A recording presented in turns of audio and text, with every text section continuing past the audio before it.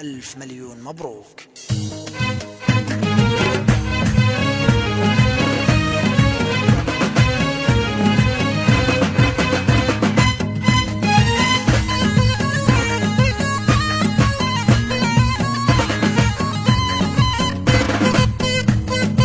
حاجة أبيات الأدب والمشاعر جاوبت بالشعر والشاعرية.